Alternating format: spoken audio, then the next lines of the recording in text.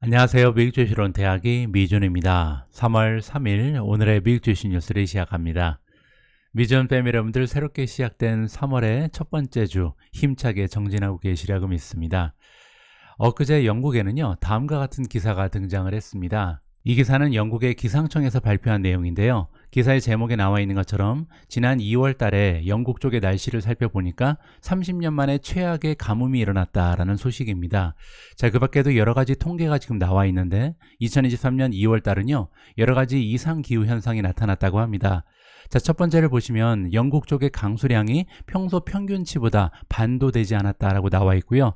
두 번째로 역사상, 그러니까 이제 기후를 관측하기 시작한 이후에 5번째로 따뜻한 2월달을 맞이했었다. 자, 그리고 세 번째는 1993년 이후에 이렇게까지 비가 오지 않은 적이 없었다라고 합니다. 작년에도 사실 영국의 날씨는 굉장히 희한했습니다. 왜냐면 제가 기억하는 영국의 날씨는 항상 우중충하고 비가 자주 오는 그런 날씨였거든요. 그런데 사실 작년에 비가 온 기억이 별로 없을 정도로 굉장히 드라이했습니다. 특히 이제 8월 달은요, 한 달 내내 단 한 번도 비가 오지 않는 신기록을 또 썼거든요. 물론 이제 캠브리지에 한해서 그랬다는 얘기고요. 자, 어쨌든 영국의 기후가 제가 기억하는 기후랑 굉장히 달라진 것은 전 세계에 일어나고 있는 글로벌 이상 기후와 연결되어 있는 것이 아닌가, 이런 생각을 하게 됐습니다. 자, 그런데 어제 아이러니하게도 테슬라의 그 인베스터 데이에서는요, 테슬라가 지구를 지키겠다, 이러한 이상 기후 현상에서 지구를 구출해내겠다, 이런 데 포커스를 맞추면서 테슬라의 주가는 많이 떨어졌거든요. 우리가 한 번쯤은 생각을 해봐야 되는 대목이 아닐까 합니다. 자, 그러면 3월 3일 준비된 오늘의 미국 주식 뉴스 바로 시작합니다. 자, 그런 의미에서 오늘 첫 번째 기사는요, 테슬라 관련된 뉴스를 준비했습니다. 엊그제죠. 테슬라의 인베스터 데이에서 테슬라의 경영진은 지구를 살리자라는 이야기만 반복하다가 주가가 많이 흘러 떨어졌습니다. 6% 가까이 하락을 했는데요. 자, 그러면 인베스터 데이에 참가했던 전문가들, 애널리스트들은 이번 이벤트에 대해서 어떤 평가를 해주고 있는지 그들의 목소리 한번 귀를 기울여 보도록 하겠습니다. 자, 테슬라의 주가가 떨어졌다. 그 이유는 투자자들이 많이 실망을 했기 때문이고요. 아까 말씀드린 것처럼 25,000달러짜리 저가형 전기차에 대한 기대감을 가지고 참가했는데 여기에 대한 디테일은 없었다. 아무런 언급이 없었다는 거죠. 자, 그리고 어제 발표됐던 마스터 플랜 파트 3의 주요 내용은요, 자, 지구를 살리자. 그래서 지구의 미래를 우리가 어떠한 식으로 지속 가능한 에너지를 개발해서 살려낼 것인가, 여기에 대한 청사진을 제시하는 데 그쳤다라고 나와 있습니다. 하지만 긍정적인 부분은요, 테슬라가 예전부터 강조했던 1년에 2천만 대 정도의 전기차를 만들어낼 것이다, 이러한 목표를 재확인해줬다는 점은 굉장히 고무적입니다. 사실 저는요, 2천만 대도 필요 없다고 생각을 합니다. 1년에 만약에 테슬라가 1,000만 대 정도 판매할 수 있는 그런 시대가 온다면, 1,000만 대면 지금 토요타가 판매하는 수준이거든요. 그 정도의 전기차 기업으로 성장한다면 지금 현재 매출과 순이익에서 10배 정도는 충분히 성장할 가능성이 높다라고 개인적으로 판단을 합니다. 자, 이런 식으로 만약에 테슬라의 매출 그리고 순이익이 10배 이상 성장한다면 주가도 당연히 따라서 10배 이상 성장할 수 있다는 게 저희 투자 논리고요. 자, 어쨌든 어제 테슬라의 주가는 많이 떨어졌고요. 또 한 가지 실망스러운 부분이 있었는데 바로 캐피탈 얼로케이션입니다. 자, 이 부분은 이제 테슬라가 확보하고 있는 자본을 어디에다가 할당할 것인가, 어디에 돈을 쓸 것인가, 이 부분인데요. 성장에 집중하겠다라고 얘기가 나왔습니다. 그 얘기는요, 자사주 매입이라든지 배당에는 관심이 없다라는 얘기거든요. 따라서 주주 입장에서는 조금 실망스러운 내용이 될 수도 있겠죠. 특히 이제 단기적인 관점을 가지고 있는 주주 입장에서는 마음에 들지 않는다, 이렇게 생각해 볼 수가 있고요. 자, 하지만 굉장히 고무적인 부분이 하나 있는데요. 테슬라는 비용을 50% 정도 감축할 것이다라는 계획을 발표했습니다. 거기에는 이제 차세대 매뉴팩처링 프로세스, 새로운 생산 공법을 도입을 하면서 비용을 현저하게 떨어뜨릴 것이다. 이 부분이 굉장히 중요한 부분이거든요. 자, 모건 스탠리는 여기 부분에 대해서 다음과 같이 얘기를 했습니다. 자, 오늘 오스틴 공장에 있었던 인베스터 데이를 떠나면서 묻고 싶다. 자, 어떤 부분을 묻고 싶냐면요, 테슬라와 경쟁하고 있는 여러 가지 전통적인 자동차 기업들이 있는데 테슬라는 이번에 1,700억 달러 되는 엄청난 자금을 이 매뉴팩처링 프로세스에 투여할 것이다, 투자할 것이다 라고 발표했는데 과연 어떤 기업이 테슬라와 경쟁할 수 있겠는가, 굉장히 어려워 보인다라고 얘기하는 거죠. 자, 만약에 오늘 발표됐던 계획대로 이 비용의 절감이 가능해진다면, 테슬라가 정말 50% 정도 생산의 비용을 절감할 수 있다면 굉장히 어려워 보인다. 자, 뭐가 어려워 보이냐면 테슬라와 경쟁하고 운영하고 있는 전통적인 자동차 기업이 있잖아요. 자, 이들이 테슬라와 경쟁하는 것은 굉장히 어려워 보인다라고 얘기합니다. 특히 이제 수익률 부분에서 상대가 되지 않을 것이다라고 얘기하는 거죠. 자, 웨드부시 시큐리티 역시도 참석을 한 것 같은데요. 자, 웨드부시 시큐리티의 의견에 따르면 굉장히 확실해 보인다. 어떤 부분이 그러냐면 테슬라는 나머지 자동차 산업에 들어가 있는 다른 자동차 기업에 비해서 현저하게 앞서 나가고 있다는 것이 굉장히 분명해 보인다라고 평가를 해주고 있습니다. 자, 어떤 부분에서 그러냐면요. 첫 번째로 생산 공정 부분에서 그렇고요. 두 번째는 스케일링이니까 대량 생산 부분에서 굉장히 확연한 차이가 나 보인다. 따라서 테슬라의 미래는 굉장히 밝다라는 것이 그들의 의견입니다. 따라서 어제 테슬라의 주가가 많이 떨어졌다고 해서 우리가 좀 실망할 것은 아니고요. 장기적인 관점을 가지고 계속 한번 테슬라의 경영진을 믿어볼 필요가 있을 것 같습니다.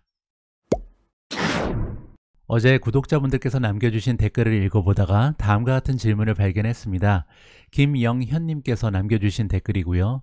미주호님, 온세미와 월프스피드 무슨 일 있나요? 프리장에서 엄청 빠져요 라고 질문을 하셨고요. 같은 질문을 이석진님께서도 해주셨습니다.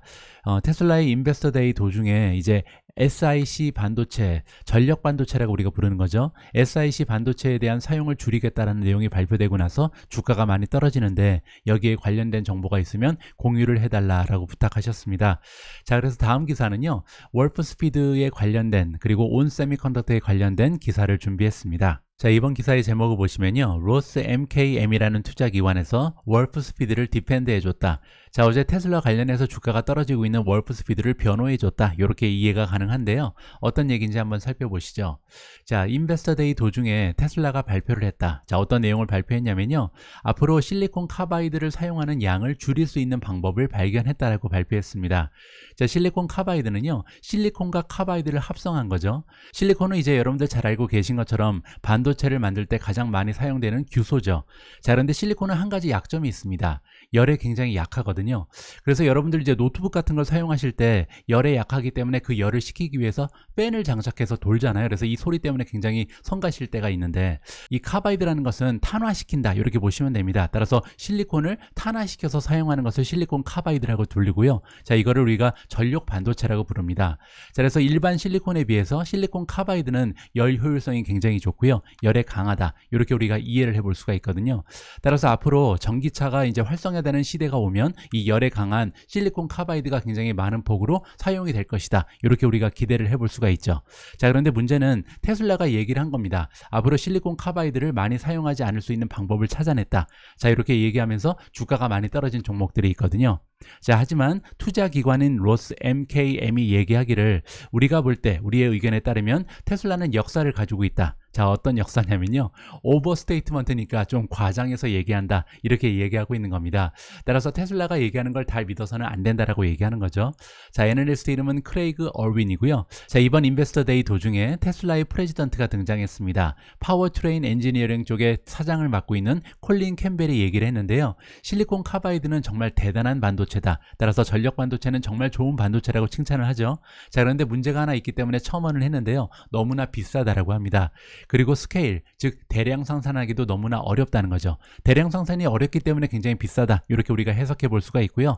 따라서 우리가 만약에 지금 현재 사용하는 양을 75% 정도까지 줄일 수 있다면 우리한테는 굉장히 많은 도움이 될 것이다. 비용이 현저하게 줄어들 수 있다. 이렇게 얘기하는 겁니다. 자, 하지만 여기에 대해서 얼윈이라는 애널리스트가 얘기하기를요. 자, 지금 테슬라가 75%까지 전력 반도체의 사용량을 줄일 수 있다는 것은요. 패키징을 활용해서 에피션시, 즉 효율성을 극대화시키겠다. 이렇게 지금 얘기를 하고 있는 거거든요. 자, 그렇게 되면요. 오히려 호재가 될 수 있다라고 얘기합니다.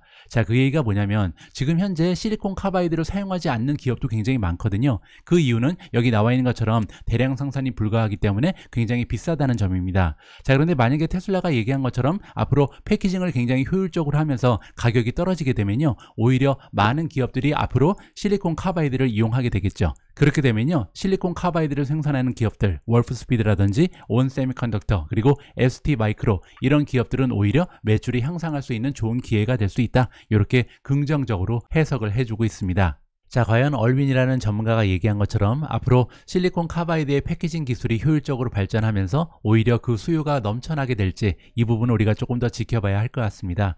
하지만 이 전문가의 말이 맞다는 전제 하에서 우리가 실리콘 카바이드를 만드는 기업들의 투자 가치를 좀 비교해 볼 필요가 있을 것 같은데요. 시킹알파에 들어오셔서 프리미엄 툴 중에 Compare Stock and Fund가 있습니다. 여기를 클릭하시고요. 앞에 등장했던 3개의 주식을 좀 비교 분석해 보도록 하겠습니다. 자, Create New Comparison, 새로운 비교를 좀 클릭을 하시고요. 자, 여기에 여러분들이 원하는 기업의 이름을 넣으면 됩니다. 자, 일단 온 세미컨덕터를 넣고요. 제가 투자하고 있는 기업이니까. 자, 두 번째로 월프 스피드가 나왔었죠. 자, 월프 스피드 여기 넣고요. 자, 세 번째가 STM이었습니다. 자, 여기 나와 있습니다. 자, 요 세 종목을 선택을 하고요. Compare, 비교를 누르시면 세 종목에 대한 수치적 분석이 쭉 뜨게 됩니다. 자, 밑으로 내려가서 일단 과거 1년 동안의 주가의 흐름을 보면요. 온 세미컨덕터는 1년 동안 주가가 22% 성장을 했습니다. 자, 월프스피드 같은 경우는 굉장히 좋지가 않았습니다. 마이너스 30.7%고요. STM도 플러스 16% 정도 성장하는 모습을 보여줬습니다. 자, 그 다음은 이제 레이팅입니다. 세 종목에 대한 평가를 우리가 정리를 해볼 수가 있는데요. 자, 일단 수치적인 정량적인 분석을 통해서 퀀투 레이팅을 보시면요. 온 세미컨덕터는 어느새 홀드로 떨어졌고요. 월프스피드는 아직까지 셀, 매도 의견을 받고 있습니다. 자, 반면 STM 같은 경우는 오히려 강력 매수 의견을 받고 있거든요. 따라서 지금 현재 수치적인 분석에 따르면 퀀투 스코어가 가장 강력하게 추천하는 종목은 STM이다. 이렇게 살펴볼 수가 있고요. 자, 그 밖에 시킹알파에 연계되어 있는 주식 전문 블로거들은 세 종목 모두 매수 의견을 주고 있고요. 자, 월가에서 일하고 있는 애널리스트 레이팅 역시 세 종목 모두 매수의 의견을 획득하고 있습니다. 자, 밑으로 내려가서요. 이번에는 퀀트 팩터 그레이드를 보도록 하겠습니다. 자, 그러면 세 종목의 퀀트 스코어가 차이가 나는 이유를 우리가 여기서 정리를 해볼 수가 있는데요.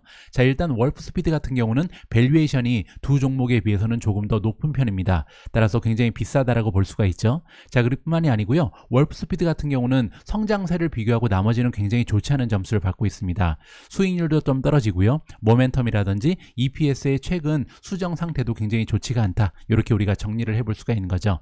자, 반면 STM 같은 경우는요. 수익률에서 굉장히 좋은 모습을 보이고 있고 최근 들어서 주가의 힘, 모멘텀도 굉장히 좋은 것 같고요. 특히 EPS의 리비전도 계속해서 올라가는 모습을 보이고 있다. 따라서 시장의 전망치가 상승하는 추세를 보이면서 좋은 퀀투 스코어를 받았다. 이렇게 정리를 해볼 수가 있겠습니다. 자, 다음에는 디비던드, 배당을 보시면요. 온 세미컨덕터 그리고 월프 스피드는 아직 배당을 주지 않지만 STM은 아주 작은 배당금을 지급하고 있습니다. 배당률은 아직까지 0.5% 정도에 불과하고요. 자, 밑으로 내려오면 이제 밸류에이션이 나오죠. 자, PE 레이시오 갭으로 보겠습니다. 포워드를 보시면요. 자, 이 세 기업이 앞으로 1년 동안 만들어낼 것으로 기대되는 순이익에 비해서 온 세미컨덕터는 18.7배 정도 시가총액이 올라가 있고요. 자, 월프스피드는 아직까지 적자 기업입니다. 자, 그리고 STM 같은 경우는 12.56. 따라서 밸류에이션에서 STM이 굉장히 좋은 수치를 보여주고 있다. 이렇게 정리해 볼 수가 있겠죠. 자, 밑에 보시면 PEG가 나옵니다. PEG는 이제 PE 레이쇼를 성장률로 나눈 거잖아요. 자, 성장률로 나눠도 지금 현재 STM은 1.0 밑으로 떨어져 있기 때문에 가장 좋은 패그 레이쇼를 가지고 있다. 이렇게 정리해 드릴 수가 있겠습니다. 자, 이번엔 성장률입니다. 과거 1년 동안 매출의 성장을 보니까요. 온 세미컨덕터는 23%, 월프스피드는 좋죠. 42.6% 올라가고 있고요. STM 역시 26%라는 건강한 성장을 일궈냈습니다. 자, 향후 1년 동안 기대되는 성장률을 보시면 온 세미컨덕터는 8.2%, 월프스피드는 37%, STM은 11.9% 정도의 추가 성장을 앞으로 향후 1년 동안 기대해 볼 수가 있고요. 자, 이번에는 수익률입니다. 그로스 프로핏 마진, 총 이익률을 보시면 온 세미컨덕터 48% 굉장히 좋죠. 월프스피드가 33, 그리고 STM이 47%로 온 세미컨덕터를 바짝 추격하고 있습니다. 자, 다음은 넷인컴 마진, 순이익 마진을 보시면요. 온 세미컨덕터는 22.8%로 굉장히 건강하고요. 월프스피드는 아직까지 적자 기업이죠. 마이너스 17.3%, 그리고 STM은 24.5%라는 굉장히 훌륭한 순이익 마진을 가지고 있습니다. 자, 하지만 현금 흐름을 보시면 현금 흐름 마진은 온 세미컨덕터가 가장 좋습니다. 17.7%나 되고요. 월프스피드는 아직까지 현금 흐름도 마이너스 44%, 그리고 STM은 현금 흐름이 3% 정도 플러스를 보여주고 있습니다. 자, 다음은 ROE입니다. ROE라는 것은 자기 자본에 비해서 1년간 만들어낸 순이익이 몇 퍼센트 정도 되는가를 측정하는 건데요. 온 세미컨덕터는 35%, 그리고 STM 역시 36%로 굉장히 높은 수치를 보여주고 있고요. 자, 반면 월프스피드는 아직까지는 적자 기업이기 때문에 ROE가 마이너스다. 이렇게 정리가 가능하겠죠. 자, 마지막으로 발란스 시트 좀 보도록 하겠습니다. 자, 현재 부채의 현황을 보시면요. 토탈 데투 에퀴티, 따라서 내가 가지고 있는 돈이 많은가 아니면 부채가 더 많은가, 이 부분을 비교하는 건데요. 온 세미컨덕터는 내가 가지고 있는 돈이 100만 원이면 현재 부채의 규모는 56만 5,900원 정도가 되고요. STM은 22%밖에 되지 않습니다. 따라서 자기 자본이 100만 원이면 남의 돈을 빌린 것은 22만 원밖에 되지 않은 굉장히 좋은 부채 현황이죠. 자, 반면 월프스피드를 보시면요. 내 돈보다 부채가 훨씬 더 많습니다. 따라서 발란스 시트를 봐도 월프스피드보다는 STM 그리고 온 세미컨덕터가 조금 더 건강한 모습을 보인다. 이렇게 정리가 가능합니다. 다음으로 준비된 기사는 아주 오래간만에 인텔리아 관련된 뉴스를 준비했습니다. 최근에 미주은 채널에 합류하신 분들께서는 인텔리아라는 기업이 조금 낯설 수도 있잖아요. 그래서 잠깐 소개를 드리면, 인텔리아는 우리가 보통 크리스퍼라고 부르는 유전자 가위 치료제를 개발하는 기업입니다. 2021년에 주가가 폭등한 적이 있죠. 그때 이제 인텔리아가 새롭게 개발한 치료제가 있는데요. 인텔리아 2001이라는 약 때문입니다. 자, 인텔리아 2001은요, ATTR이라는 희귀병을 치료할 수 있는 그런 치료제고요. 그때 이제 희귀 의약품으로 지정이 되면서 주가가 폭등한 적이 있습니다. 자, 어제도 인텔리아의 주가가 8% 정도 급등을 했는데요. 자, 이번에는 어떤 소식이 있었는지 한번 자세히 살펴보도록 하겠습니다. 자, 미국의 푸드 앤 드러그 애드미니스트레이션 FDA가 등장합니다. 뭐 한국말로 하면 미국의 식약청 정도가 되겠죠. 자, 이번에 미국의 식약청에서 인텔리아의 신청을 받아줬다. 자, 어떤 신청이었냐면요, 일상실험에 돌입할 수 있는 그런 신청이었다고 합니다. 자, 이번에 임상실험에 돌입하는 치료제가 나오는데 인텔리아 2002입니다. 자, 인텔리아 2002는요, 미국 쪽에서 HAE라는 희귀병을 치료하기 위해서 개발됐다라고 이해가 가능하고요. HAE는 유전성 혈관 부종이라고 해석이 가능합니다. 자, 인텔리아가 얘기하기를 인텔리아 2002라는 치료법은요, 인비보 제노믹 에디팅 테라피다.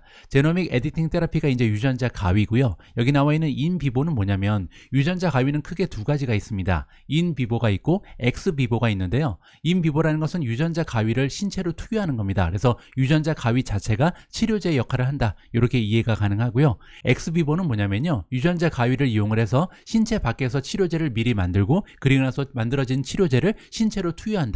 이러한 차이점을 이해해 볼 수가 있고요. 엑스비보 같은 경우는요, 또 다른 유전자 가위 기업인 크리스퍼 테라피틱스가 주로 이용하는 방법이고, 인텔리아 같은 경우는 인비보를 주로 활용한다. 이렇게 이해하시면 될 것 같습니다. 자, 어쨌든 이번에 임상실험에 돌입하는 인텔리아 2002는요, 아까 말씀드린 것처럼 유전성 혈관 부종을 일으키는 단백질의 수치를 낮춰줄 수 있는 효과를 발휘한다라고 합니다. 자, 그리고 단 한 번만 치료제를 투여하면 된다. 굉장히 효율적이죠. 자, 여기 밑에는 인텔리아의 경영진의 이야기인데요. 인텔리아 2002의 개발법이 앞으로 진보하게 돼서 굉장히 흥분된다라고 얘기하고 있습니다.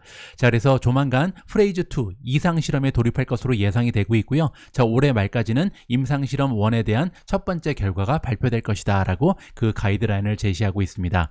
자, 이렇게 인텔리아 2002에 대한 치료법이 진전하는 모습을 보이면서 인텔리아의 주가가 큰 폭으로 상승 추세를 보였다. 이렇게 설명을 해드릴 수가 있겠습니다. 다음으로 준비된 기사는 굉장히 흥미롭습니다. 미국 주식에 투자하시는 분들은 짐 크레이머라는 이름을 기억하실 텐데요. 바로 이분이죠. 자, 이분 같은 경우는 그 CNBC 쇼 호스트입니다. CNBC의 매드머니의 그 쇼 호스트를 담당하고 있는 분인데, 굉장히 좀 직설적인 화법을 구사하면서 이분을 좋아하는 분들도 많고요. 굉장히 싫어하는 분들도 많이 계시죠. 자, 어쨌든 이번에 터틀 캐피탈 매니지먼트라는 투자기관에서 ETF를 2개 만들었는데요. 하나는 더 롱 크레이머 트래커 ETF고요. 또 하나는 더 인버스 크레이머 트래커 ETF입니다.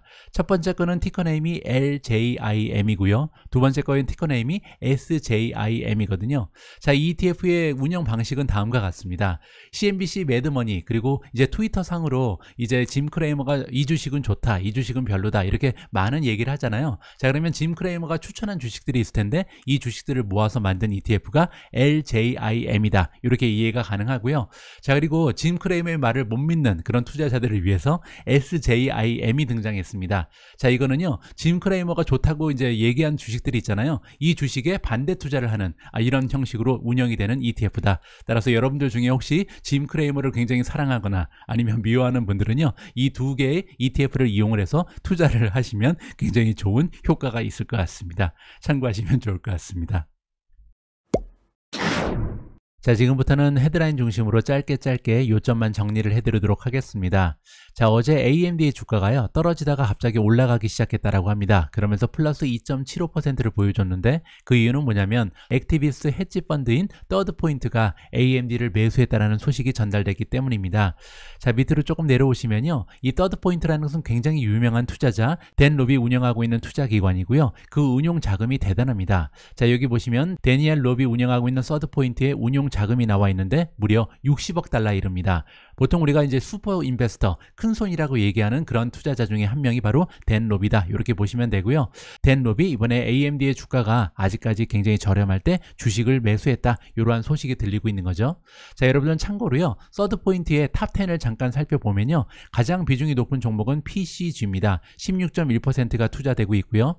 두 번째로 비중이 높은 종목은 콜게이트, 세 번째는 다나허, 네 번째 바스앤바디웍스고요. 다섯 번째가 유나이티드 헬스그룹, 여섯 번째 아메리칸 인터내셔널 그룹, 다음은 마이크로소프트고요. 여덟 번째 인터내셔널 플레이버, 아홉 번째 센티널1, 사이버 보안 기업이죠. 마지막 열 번째 TJX가 나옵니다. 자, 이 중에서 지난 분기에 새롭게 매수한 종목이 3개나 있는데요. 첫 번째는 AIG, 두 번째는 마이크로소프트, 세 번째 인터내셔널 플레이버, IFF. 이렇게 세 종목은요, 원래 보유하고 있지 않았던 종목인데 새롭게 포트폴리오에 추가했다. 이렇게 살펴볼 수가 있었습니다. 어제는 제가 투자하고 있는 성장 기업들 중에 두 종목의 어닝 결과가 발표됐습니다. 하지만 안타깝게도 어닝 결과 발표된 이후에 두 종목 모두 주가가 큰 폭으로 하락을 하고 있는데요. 자, 일단 첫 번째로 차지포인트의 어닝 결과를 보여드리도록 하겠습니다. 자, 차지포인트 같은 경우는 어닝이 발표된 이후에 주가가 13%나 폭락을 했는데요. 4분기의 갭 EPS를 보시면 마이너스 0.23입니다. 아직까지는 적자 기업이죠. 그리고 이 수치는 시장의 전망치보다 1센트가 모자랐습니다. 자, 매출을 보시면요, 152.82 밀리언을 만들어내면서 작년 대비 90% 가까운 성장을 일궈냈습니다. 하지만 그럼에도 불구하고 시장의 전망치 역시 굉장히 높았기 때문에 11.71 밀리언 정도 시장의 전망치를 맞추지 못했다. 이렇게 정리가 가능하고요. 자, 이번에는 매출을 두 부분으로 나누었습니다. 첫 번째는 차징 시스템, 즉 하드웨어를 판매하는 매출을 보시면요, 122.3 밀리언을 만들어내면서 작년 대비 109% 성장을 했고요. 두 번째는 서브스크립션, 구독 모델이죠. 자, 차지포인트는 크게 세 부분에서 매출을 만들어냅니다. 첫 번째는 하드웨어, 두 번째는 소프트웨어, 세 번째는 서비스인데요. 여기서 서비스 그리고 소프트웨어는 둘 다 구독 모델이기 때문에 합쳐서 여기 나왔다. 이렇게 이해가 가능하고요. 25.7 밀리언을 만들어내면서 작년 대비 50%나 성장을 했습니다. 사실 제가 차지포인트에 투자하는 이유는요, 바로 여기 나와 있는 서브스크립션 레비뉴, 즉 구독 매출 때문입니다. 자, 그 얘기가 뭐냐면요, 하드웨어 매출은 한번 판매하면 일회성으로 그치죠. 하지만 이 구독 매출 같은 경우는요, 판매를 하고 나서 지속적으로 소프트웨어에 대한 구독 매출 그리고 서비스에 대한 구독 매출이 지속적으로 들어오거든요. 따라서 설치된 하드웨어가 많아지면 많아질수록 구독 매출은 기하급수적으로 올라갈 수 있다. 이러한 투자 이론을 가지고 투자하고 있는 종목이 바로 차지포인트입니다. 자, 그런데 이번에 어닝의 결과가 두 개 다 미스가 나오면서 주가가 많이 떨어졌다. 이렇게 볼 수가 있겠죠. 자, 그리고 가이던스도 굉장히 좋지가 않았습니다. 122에서 132 정도를 다음 분기에 만들어낼 수 있다고 발표가 됐는데요. 컨센서스는 무려 156.78이었습니다. 따라서 이번 분기의 실적도 그렇고요. 앞으로 가이던스도 굉장히 낮은 수치를 발표하면서 주가가 심하게 흔들렸다. 이렇게 정리가 가능합니다. 어제 어닝 결과를 발표한 두 번째 성장 기업은 G스케일러입니다. G스케일러 역시도 장중에는 4% 이상 주가가 많이 올라갔다가 지금 어닝이 발표되고 나서 주가가 11%나 폭락을 하고 있는 상황입니다. 자, 2분기의 논갭 EPS를 보시면 0.37을 만들어내면서 시장의 전망치를 8센트나 초과 달성했습니다. 이 부분은 굉장히 좋죠. 자, 레비뉴, 매출을 보시면 387.6 밀리언을 만들어냈고요. 작년 대비 성장률은 51.7%나 됩니다. 그리고 이 수치는요, 시장의 전망치보다 2280만 달러 정도가 더 추가적으로 나왔다. 자, 여기까지는 그렇게 나쁘지 않죠. 자, 아웃룩을 보시면요, 다음 분기의 매출은 396에서 398 정도를 예상하고 있습니다. 따라서 지난 분기보다 성장하는 추세를 지켜내기는 하죠. 자, 그리고 넷인컴 퍼 시어니까 EPS를 보시면 0.39, 이 수치도 지난 분기의 0.37보다는 조금 향상된 모습입니다. 자, 하지만 그럼에도 불구하고 지금 현재 G스케일러는요, PE 레이시오가 포워드로 100배가 넘어가거든요. 따라서 이 정도의 성장률로는 만족할 수 없다는 것이 투자자들의 의견인 것 같습니다. 자, 그렇기 때문에 어닝 발표 이후에 주가가 11%나 떨어졌다, 이렇게 정리가 가능합니다. 다음으로 준비되는 헤드라인은 SQN 관련된 소식입니다. SQN 같은 경우는요, 최근에 어닝 실적도 굉장히 좋았지만 주가의 흐름은 그렇게 긍정적이지가 않은데요. 제가 볼 때 SQN 같은 종목의 약점은 뭐냐면 최근에 이제 비록 매출의 성장 추세는 200%가 넘어갑니다. 자, 그런데 이 성장의 추세가 이렇게 좋은 이유는 사실 리튬의 가격이 급등했기 때문이거든요. 따라서 앞으로 리튬 가격이 떨어지게 되면 SQN 같은 원자재 기업의 주가 역시도 하락 추세를 면하지 못할 것이다, 이러한 의견이 지배적이다라고 생각을 해볼 수가 있는데요. 자, 그런 의미에서 이번 기사는 굉장히 고무적입니다.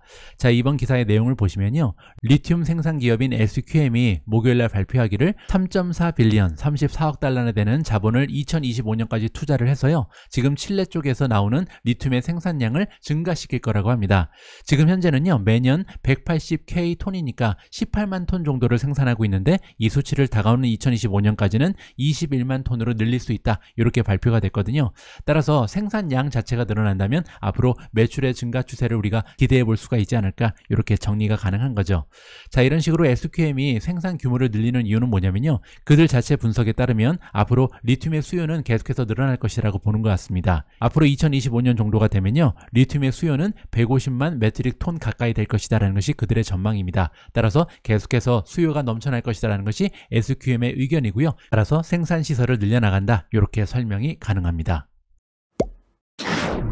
자, 오늘 마지막 헤드라인은 마이크로소프트 관련된 소식이고요. 자, 마이크로소프트가 EU 쪽에 유럽연합의 규제기관에서 승인을 받을 가능성이 높다. 자, 이 승인은 물론 690억 달러짜리 액티비전 블리자드의 인수건이다 라고 나와 있습니다. 자, 이렇게 액티비전 블리자드의 인수 확률이 높아지는 이유는 뭐냐면요, 최근 들어서 이제 그 경쟁 기업한테 비디오 게임에 대한 라이센스를 주기로 했다. 여러분들 기억하시겠지만 액티비전 블리자드가 가지고 있는 가장 유명한 게임이 있잖아요, 콜 오브 듀티. 이 콜 오브 듀티를 앞으로 10년 동안 경쟁 기업이 계속해서 사용할 수 있게끔 라이센스를 대여해 주겠다, 이러한 내용이 보도가 됐잖아요. 따라서 유로피안 유니언 쪽에서는, 유럽연합 쪽에서는 승인을 해줄 가능성이 높아졌다라는 보도 내용이 발표되고 있습니다. 자, 그뿐만이 아니고요, 영국 쪽에도 지금 규제기관에서 막혀 있는데 이쪽 역시도 마이크로소프트가 최근에 영국 규제기관의 관계자들과 미팅을 가졌다고 합니다. 자, 그러면서 어떠한 조항을 수정하면 승인을 해주겠는가, 이러한 논의가 펼쳐지고 있다는 거죠. 따라서 다가오는 근시일에 아마도 블리자드 인수건에 대한 긍정적인 소식이 발표되지 않을까 개인적으로 기대를 하고 있습니다. 3월 3일 보내드린 오늘의 미국 주식 뉴스는 여기까지입니다. 오늘 방송도 마지막까지 함께해 주셔서 감사합니다. 제가 지난번에 설명드린 것처럼 지금 현재 시킹알파에서는요, 프리미엄 멤버십 특가 할인이 진행되고 있습니다. 원래 정상 가격은 1년 구독비가 239달러인데요. 99달러에 1년 연회원이 되실 수 있는 기회가 마련되어 있거든요. 99달러면 한 달에 10,000원 정도밖에 되지 않습니다. 여러분들 조금 더 성공적인 투자, 그리고 더 중요한 것은 재미있는 투자를 위해서 시킹알파 프리미엄 멤버십 꼭 가입하셨으면 좋겠습니다. 우리 모두가 미국 주식 투자로 은퇴하는 그날까지 다 함께 화이팅입니다. 행복한 하루 되세요. 감사합니다.